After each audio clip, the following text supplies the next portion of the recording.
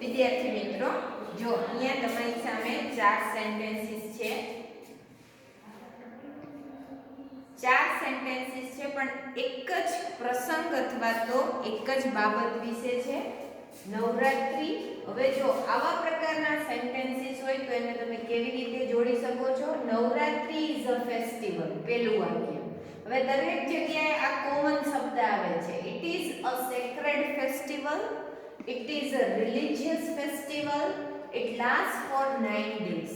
હવે આવા પ્રકારના વાક્ય હોય કે જે તમને પ્રમાણમાં ઓછા પૂછાય છે, બહુ સહેલું વાક્ય છે, એને જો તમારે જોડવું હોય તો કંજક્શન તરીકે લેવાની જે બાબતો છે એમાં સીધે સીધું મૂકી દેવાનું થાય.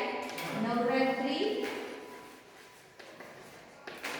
ઇઝ, હવે અહીંયા વિશેષણનો જ ઉપયોગ છે. સેક્રેડ એ વિશેષણ છે અને રિલિજિયસ એ વિશેષણ છે, એને મૂકી દો. ઇઝ સેક્રેડ એન્ડ રિલિજિયસ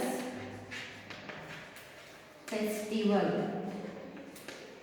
હવે આપણે અગાઉ વાત કરી હતી એમ કે એડજેક્ટિવ ક્લોઝમાં કોઈ બાબત હોય, વસ્તુ હોય તો એને તમે which થી જોડી શકો છો.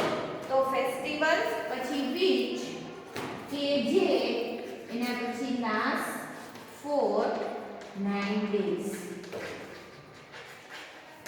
આ સીધે વાક્ય છે એ તમારું સિન્થેસિસ એટલે કે મીનિંગફુલ સેન્ટેન્સને પ્રેક્ટિસ માટેનું છે.